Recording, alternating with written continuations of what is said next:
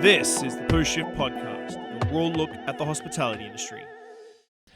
Okay, Post Shift Podcast, so this is my interview with Brant and Mike from Veneto. Brant is the bar manager and food and beverage director at Veneto restaurant down here in Victoria, BC.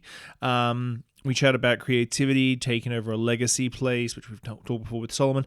And Mike, I just got in because he goes to the same school as I do, and he's one of my kids from FTW, so it's always nice to sit down with the big guy and have a chat. I hope you enjoyed the session. It's a little bit loud because of the coffee machine, but I promise you, I hope I'm getting a little bit better quality as I do these mobile podcasts. But thank you very much, and I appreciate all your support. Hope you enjoy it. Bye. You should introduce yourself to start. Cool. Hi, my name is Brant Porter. I am the bar manager, beverage director, Veneto, Victoria, in the Hotel Rialto.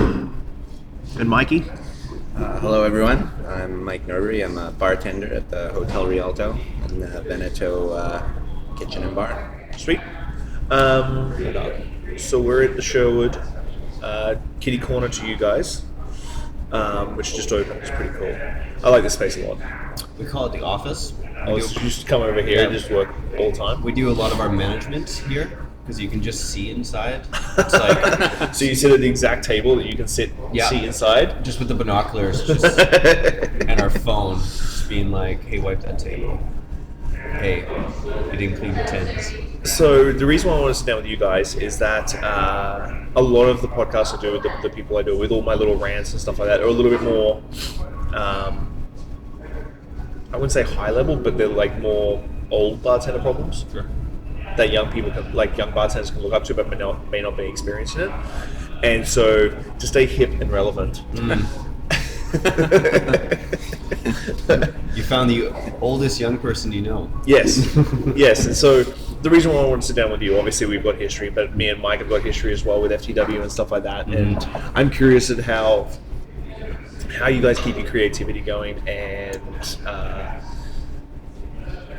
because for me, with everything else that I do, the hardest thing for me right now is actually creating cocktails. Yeah, it's a difficult thing to do. And so for me, I really wanted to figure out a way that I wanted to find out how you guys deal with it. Do you ever have writer's block? Because I have that all the time. Like a whole year last year of like writer's block. I think, I personally have this this kind of like one string of creativity. And so if it's like, bar management and bar like structure and organizing systems, that was like my creativity. And then making cocktails. You're too old to have that as your creativity. It was, and I got okay at it, and things are going all tickly-boo because of it. But making cocktails was a little bit difficult. And so we kind of relied on these guys to make it happen. I found, what's your go-to when you make drinks? Don't say Mulligan's. Yeah. Mulligan's Bar Guide. Yeah. No, I won't say where or who or what. But, I think when we worked at Foxtrot together, that was a huge showing for like creativity, like just seeing some of the stuff. So I always kind of kept that as like in the back of my mind. I think I have an old menu from Foxtrot, the flavor Bible, and then I just kind of see what other people are doing in like currently, like Death & Co.'s Instagram, Dead Rabbit stuff. I think Brant and West actually showed me a really cool, they always win the best menu of the year. What are they called? I'm not sure. Trick Dog? Trick Dog, yeah. Oh yeah. Trick San Dog. Francisco? Yeah. So I've been looking at stuff like that, and then I remember the first bartender boot camp that I went to where I like met you guys all first. I remember Simon being like, be authentic, be like who you are as a bartender. So I'll take all of those things that I kind of look at, and then I'll just kind of create something from what they're doing, but that's my own spin on it, and my own like thought process, and my own, I don't know, what I like. Sometimes it works. Sometimes Brant tweaks things. Well, I think that some of the people don't think about it is like they see, and I think Instagram and the fake like I talk about fake environments mainly because Gary Vee talks about fake environments, but of social media is that everybody looks at the cocktails and everything that you see on Instagram and they're like, ooh, but they don't think, oh, that took 50 times to get right. Like that took so that took so much trial and error to dial in. Like there's been a handful of times even in my career that I've literally like been sitting in the shower getting ready for work and I like come up with something I'm like, ooh, and I go to work and I make it and then I'm it's done. Yeah, that's happened once. I stick with that. Abby and I used to call it worked in my head. You'd run into the bar and be like, it was a great idea for like this like cool shaft variation. This is a bad example, but and like a shaft variation in Victoria. You crazy creative cat. We'll turn this off. And I'll tell you what that was about. But let me tell you, it was super racist. Jesus. And and this is like it worked in my head. Why didn't it work here? Because it was a bad idea. I find when it comes to being creative, I mean, especially with like the process of making drinks. Like, I was listening to the guy from Dandelion talk, and what he said was like they almost don't even believe in seasonality in like one of their bars, with Dandelion in particular, just because it takes them a full year to figure it out. Right? Yeah. And I really believe in really good R&D.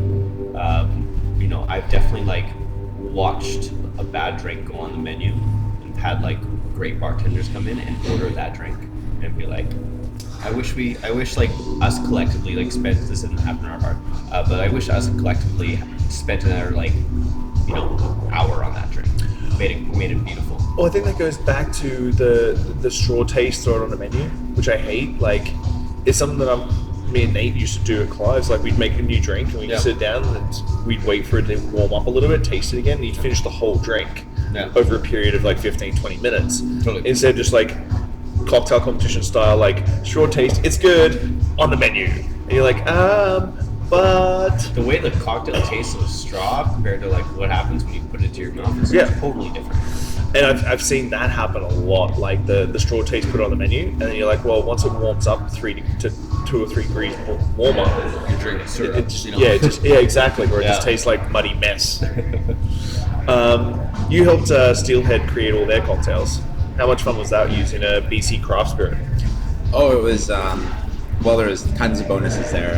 One, it was... You're from Duncan. Yeah. It was quite an honor, to have the place that you're from that you've always kind of felt is like probably 5-10 years behind Victoria and 20 years behind the rest of the world start to do progressive cool things, and to be a part of trying to broadcast that to everyone in the Cowichan Valley was amazing. I literally feel like they just Googled Duncan bartender made good, and it was just your photo that came up and they contacted you.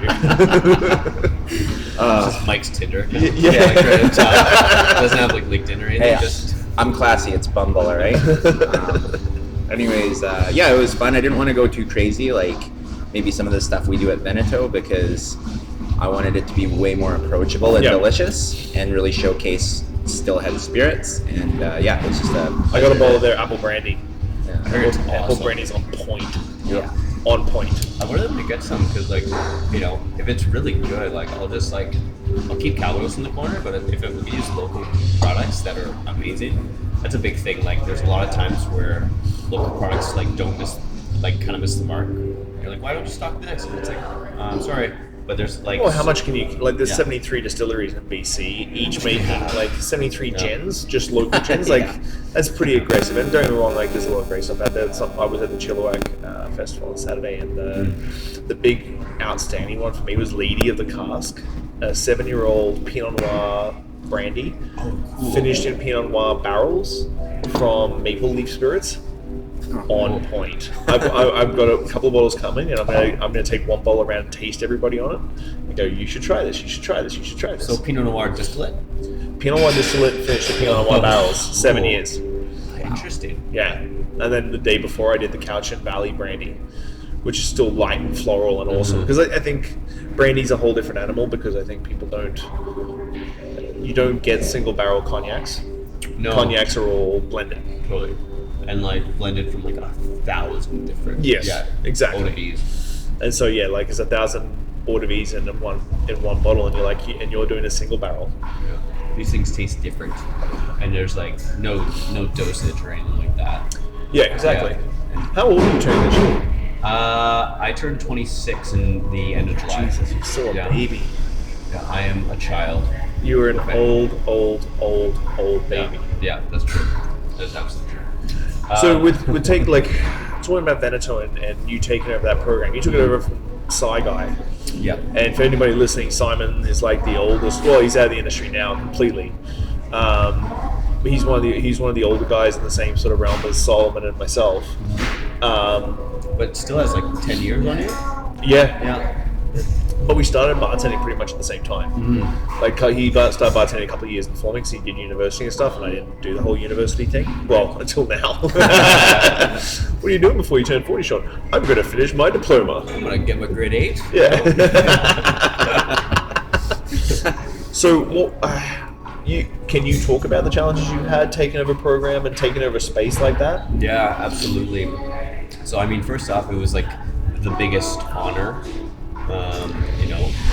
When Simon was like, "Hey, can I come talk to you?" I was like, "Oh God, I'm in trouble." I was like, "What did I do? Did I did I get drunk somewhere and make a fool of myself?" And he heard about it and had to slap me. That happens. Yeah, sometimes. But he was like, "Yeah, I'm sure you probably know what I'm here. I want you to take over the bar program." And I was like, "I've never worked for you, man. How did what? Going from 0 to 60. Yeah." And he's like, "No, I think it's time. I've been kind of grooming you for the last 5 years." And so that was really cool. That was really awesome.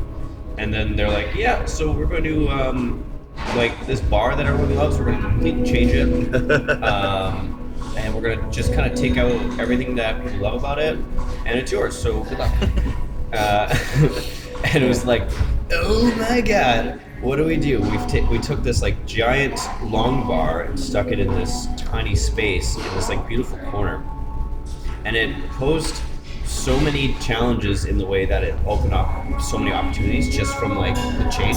Yeah. And so it would have been different, and it probably would have been harder for me if it was in the original space. That's true. Yeah, I think, and but because there was such a change right off the bat, the expectations were okay, well,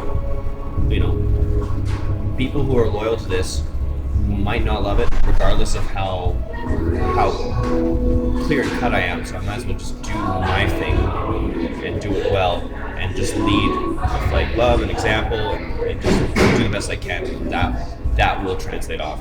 And so it's been just about a year since I took over, realistically, and it's gone really well, all things considered. We did a lot of changes to, I threw in a new POS system, the inventory works, and how bartending's structured there, and a whole new team came on, and we were able to inspire these people to be great bartenders and great servers. And you got a young crew there. Young crew. Well, I mean, young crew. Everyone is older than me. Really? Yeah, which is super bizarre for the listeners at home. I think I'm the youngest bartender. Camille and I are the same age. Mikey's 1,000 years old. He's about to turn 30 this year. Yeah. Really? Yeah. Yeah. You're turning 30 this year? In July, Yeah. Oh wow, I thought you were 24. No, he's an old Do I man. look 24? You do. No, You look pretty cool. you look young. Yeah. I think it's your behavior too. Oh, that's fair. Yeah. I won't argue that. He's TP in houses. So what are you doing Saturday, Mike? I finished work, went TP to house. Yeah. Garrett's at 20, 29. Ryan's kind of 27, 28? Yeah. Oh wow. Reed's 27, 28. 28, 29. Yeah, and then Matthew's 31. Yeah. I don't think I've met Matthew yet. Yeah, Matthew's a good dude. He comes from Calgary. Worked at Calgary Edmonton. Oh, yeah. He worked at like Rage Road. Yeah. Another one. Worked with like Chuck and all them. Yeah. Chuck.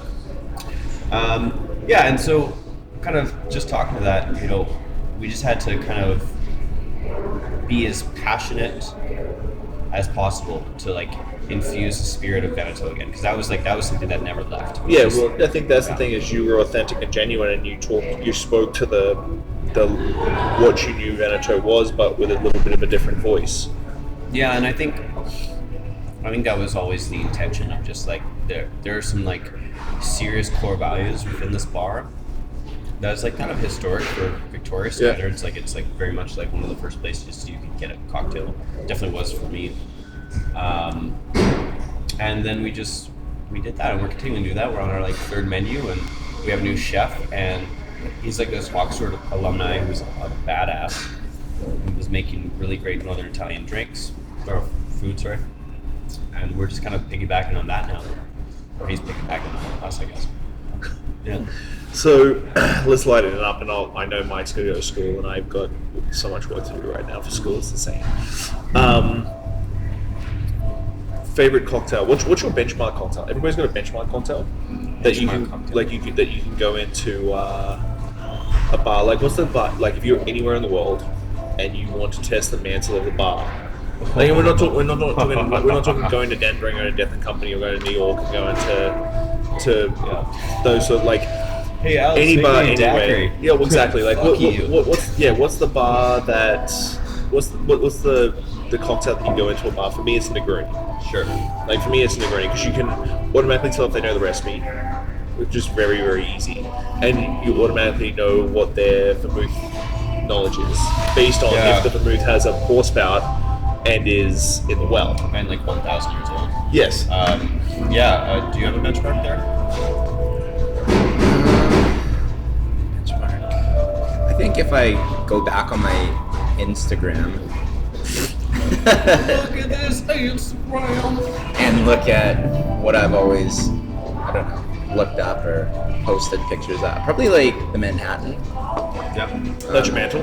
Yeah, not just because I entered into that competition lately and I'm kind of obsessed over them, but I've always actually. Well, it goes back to the vermouth. I think the vermouth is like the key to it all. Manhattans are notoriously hard to balance properly, because it's like, if you're using like Alberta Premium and Cinzano and some bitters, you're going to have like a weird, watery, like Swedish. Sweet, but also like surprisingly dry. Sort of like issue. I kind of have like a weird thing about the test cocktail. Like using like Deaf and Companies in Denver, like as an example, like being like a young like dude who looks like me, you walk into a bar and like, that's a bartender. It's like, hey, can I have a daiquiri? It's just like, another one of these fucking noobs, like trying to test me on like a cocktail, like whatever, man. Like, I think a daiquiri is a good benchmark, though. Daiquiri is a really great benchmark, and like, I think it has more to do with like, how is this person going to treat me if I order a beer, or if I like, ask for something that I just want? Because like sometimes you walk in the bar and you're just like, I want a Cosmo. Like I want a Cosmo today. And I just really want a Cosmo. I've watched like 6 seasons of Sex and the City, and like I'm just ready for a Cosmo. So it's on the record now that Brant's benchmark cocktail for any bar is a Cosmo. Yeah, I think 100%. Because like if the bartender's like, screw you, it's like, okay, you're a dick, and that's fine. Or alternatively, they're like, I would love to make you a Cosmo. Would that make you happy? Would that make you feel good? Because I like making you feel good. It's like, I think that's kind of the benchmark for me. Also, like, is your vermouth good? Are your lines clean? I find like all those classics are like, people think they're easy, but they're not. So like, but that's the whole point of classics. Yeah, and like someone. Yeah, like you can do so much for cocktails before you know how to properly balance a sidecar. Yep. And which is kind of I wouldn't say it's a dilemma, but it's definitely interesting. Well, the thing is that everybody's got like I think I talked about it in San Antonio. Is like everybody like if you go to Vancouver, I find cocktails in Vancouver very sweet. Me too. Compared to Victoria, because we like dry, bitter, sour. and that's the style that people like in Victoria. Whereas I find, but then you go to different country, like you go to Chicago. Chicago cocktails are really, really sweet, but that's what they class as balanced. So the definition of balance to balance. Oh shit! That's gonna be a loud bang on the recording. The definition of balance, I think, is very that's specific. fluctuating. Yeah. And this goes back. I wanted to bring this up. That goes back to your clientele, and I think Mike's example at Steelhead is like it was very good, And we were talking back about cocktail creation, like, it can be kind of a very self-absorbed thing. Mm-hmm. It very much of like, oh, I've made this drink. It's like, well, who are you making it for? Mike could have gone up and like made like some sort of weird like apple brandy foam cocktail for Steelhead, and like, but you would have, you would alienate your guests up there, and you'd have a bunch of bartenders who probably wouldn't know how to make it properly, and like it wouldn't make sense, right? And that's what I love about cocktail creation is like building things to your clientele. Yep. And understanding like, okay, like, we always have a vodka sour cocktail. Yeah. Because like, we need a banger that's Even at Clive's, they still get asked for the Rick Astley. The Rick Astley Never is. give you up. It's literally Zabrovka vodka. So Bicycross vodka, raspberry, lime, soda, Oh, yum. and they still get asked for it. And the Sandy Blonde. Also. Yeah, Sandy Blonde. I was going to mention Sandy Blonde. Like, I feel sorry Bison for roll. Like, I know that they finally, like a couple of years ago, stopped making the Serrano Chili Amaro for the Mayor World Flame because they were like, I'll grab another one of these. Yeah, thank you so much. I'll grab another cappuccino, please. Third cappuccino today. Oh no, I have 3 nitros by this time most days. Oh, Jesus. So I drink like 2.1 liters of coffee. Do you ever decide to wean off coffee? Wean off like slowly, because I tried and got sick at the same time. Wean off coffee? Yeah, like not drinking Yeah, it. no. It gave me a headache for like 4 days. I've got one vice in my life, and coffee is going to be it. I think I could not agree with you more. Like, if I'm going to get rid of coffee, it's just like I'll replace it with meth. Like, That's going to be the stage of my life. I've cut out drinking. I've been married for 12 years, so I can't have a sex addiction. And so at the end of the day, you're going to leave me with one vice. I don't do drugs. Right. So just leave me with coffee. Okay? You can have coffee, Sean. Let me have this one. Let me have my 48 ounces of nitro before I go to school.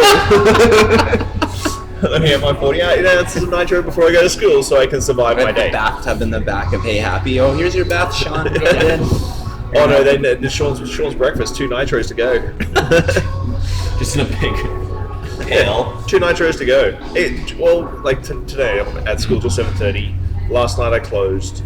Back up with you guys this morning. Yeah. Which did you guys close last night? I did.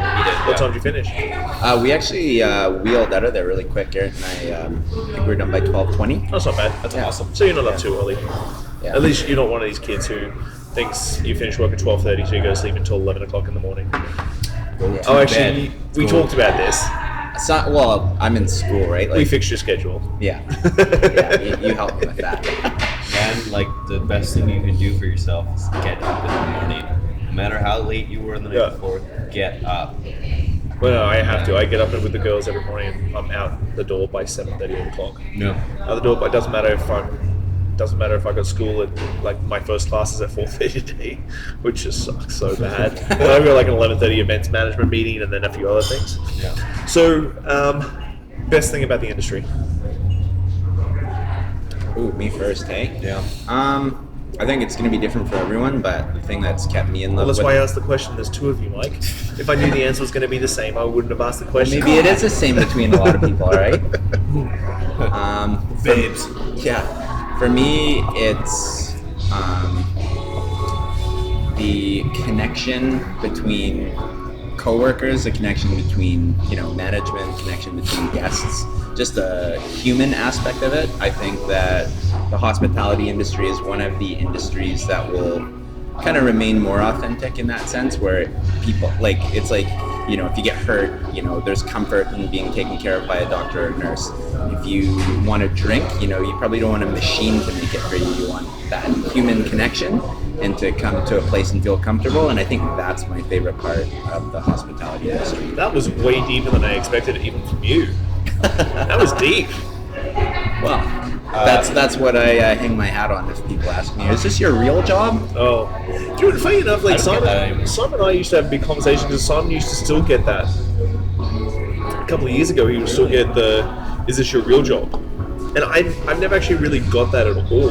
No, neither did I. I mean, I like it used to, like at the very Before the start, beard? Before the beard, yeah. And then he saw the beard. It's just like, yeah, you're going nowhere, dude. No, I don't think I ever got asked. I think maybe in the 4 years I was at Clive's, maybe once or twice. Yeah.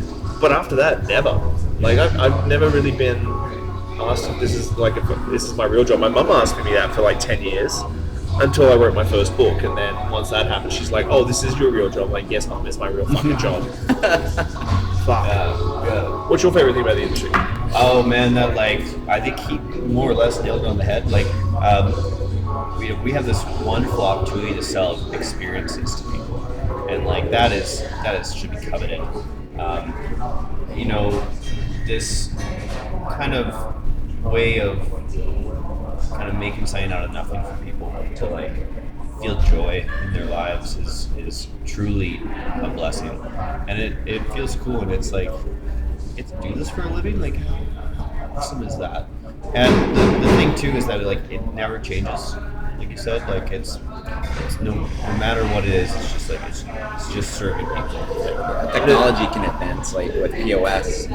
Oh yeah, but bartender's been citric around. acid. Bartender's been around for pretty much like the exact same iteration for like 500 years, Yeah. 1,000 years, 2,000 years. So I can see that. Worst part of the industry. You again, Mike? Probably,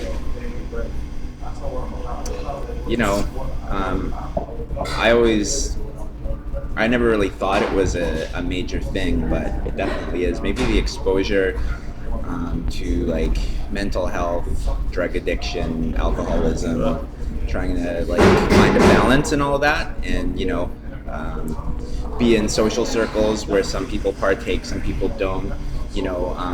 Binge drinking, I think, is a huge one. Like drinking socially is one thing where you just have a couple here and there.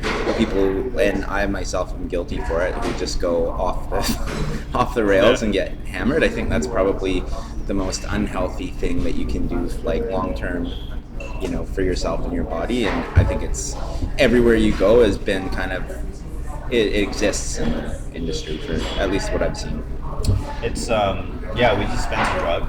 That's what we do. And Yeah. so there's a massive responsibility involved with that, and because alcohol is what it is, there's a lot of ramifications for being able to that and serve it. And bartenders, like normal, like a couple drinks here and there is way above the like healthy standard of like a regular adult human. And so like we've kind of built this culture around like, yeah, it's okay to have a couple drinks each night.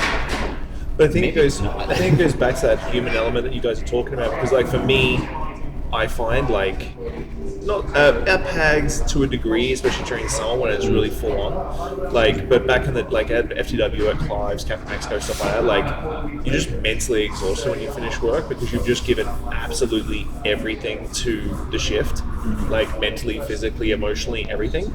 And like at the end of the shift, I don't want to party. I literally just want to be quiet. Like I remember FTW after busy nights there, like it was dead quiet. We'd be listening to music and no one would be talking, and we'd literally be just having a drink and just being quiet, and it'd just be hushed. Yeah, that tiki night. Yeah, Clive used to be the same way. Like once we finished, it was like that was it. Like everybody is fucking done. Yeah. But then you do start sliding. It's like I've cut back my drinking purely because I realized that I'm being more mindful of the fact that I was drinking too much, like way too much. Yeah. And so I think it's something in the industry that we need to talk about more. We need to be more honest about it, purely because I think a lot of people still wear it as a badge of honor.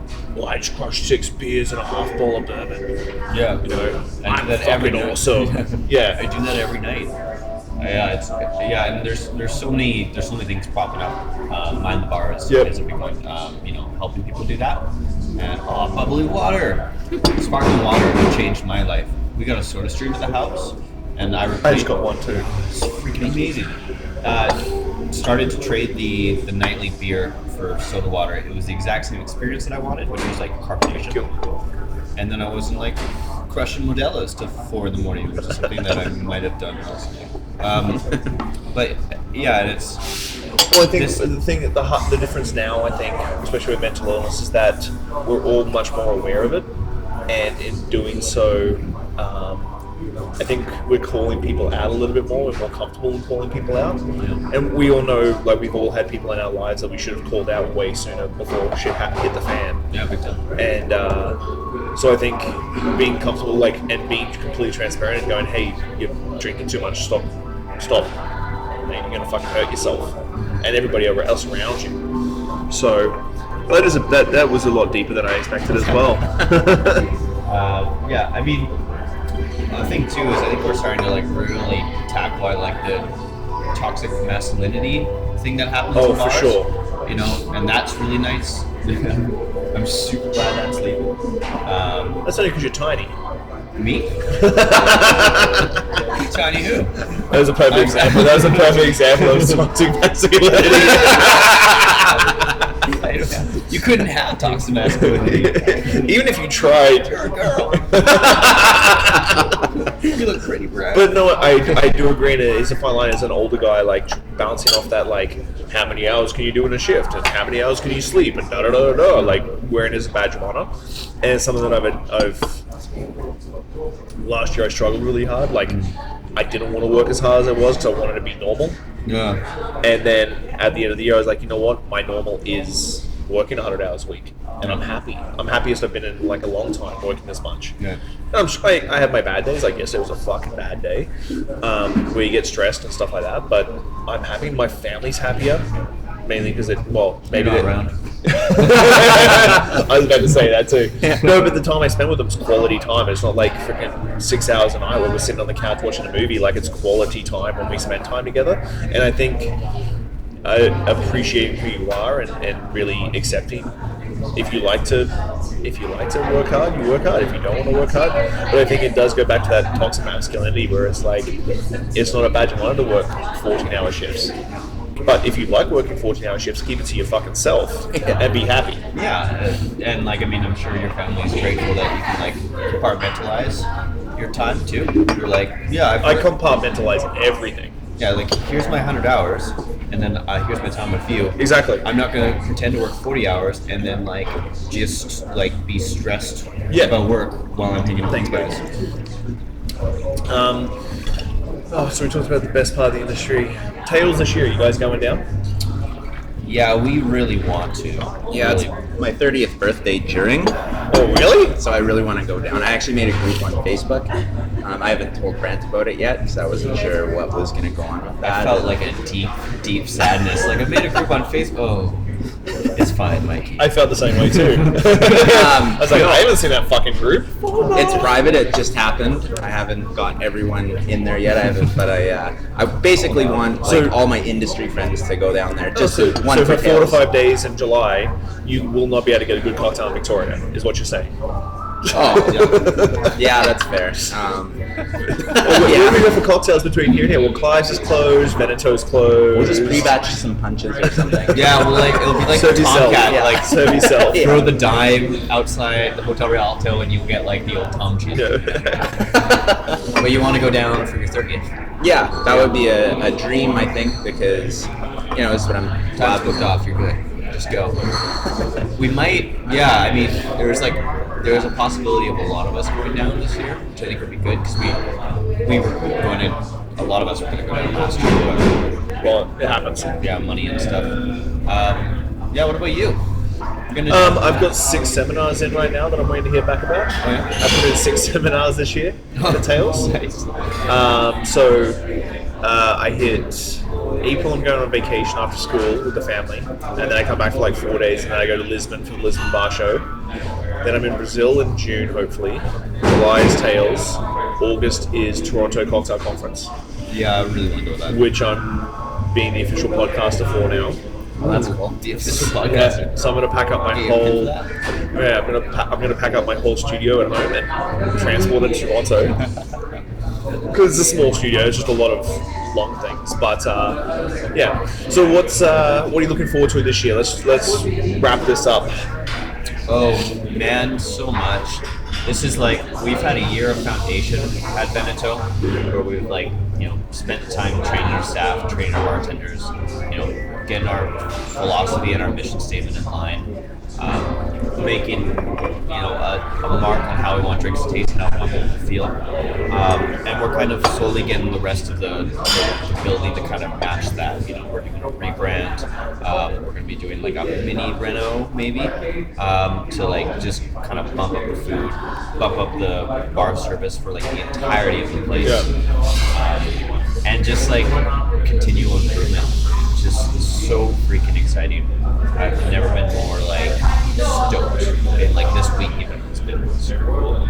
I'm excited to like, have a vacation for the first time in a while. Haven't done that since the last time we went to Tails, 3 years ago. So that's kind of cool. Just super excited. Really. What about you? How much longer have you gone to school? Well, I didn't do as well as I wanted to in accounting, so I have to take that next year. So realistically, like everything will be done at the end of this year, minus my 2 accounting courses that I have to finish. Double down on 2 accounting courses? Yeah. Brutal! So at least you get to focus on it next year. Yeah. Just bang it out. It'll just be that. I think because I've done it once already, I kind of know what to expect. So I should be able to go from that C minus D to a C plus B, hopefully. Get through it. C. What grades are those? I've never seen it. I've never seen those grades before. Oh, snap. What's that letter? Yeah. What's that letter? I only know one. I only know one letter. Yeah, D. P for perfect. I think what I'm looking forward to most is just kind of, I don't know, being alongside. Oh yeah, Get real bartender. getting the hell out of the city. Could go to New York.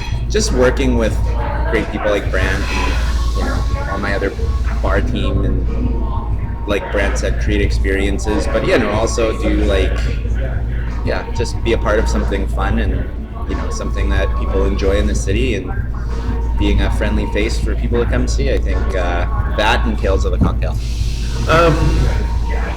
Last thing, what is word of wisdom? Words of wisdom for a bartender coming up or just starting out? Because I think sometimes bartenders look at Veneto and Clive's and cocktail bars in any city and wonder how the hell to get there. Mike, I think you were just fucking lucky. Yeah.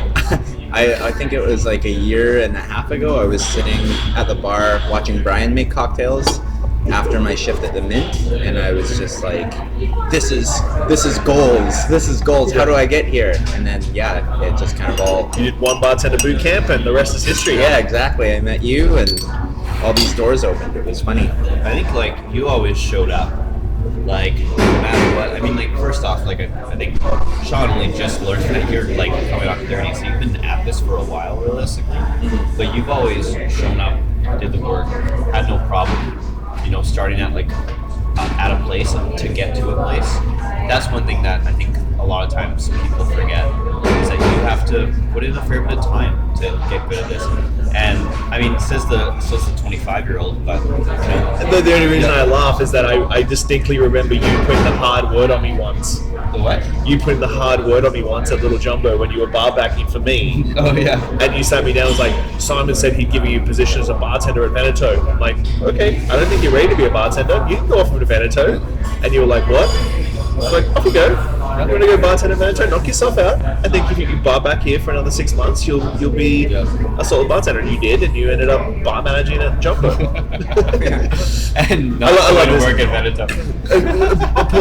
A point of advice for young bartenders: take your time, be patient. And I learned it from you.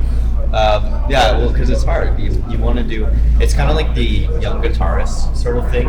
Like you're improving every single day and every single minute, and so you think you're like kind of at like the end. Hendrix. You think you're like doing really well, and then sometimes you gotta step back and be like, I still suck, but like that's okay because I'm still getting better, and that's awesome. But like I've gotta like kind of take it into account.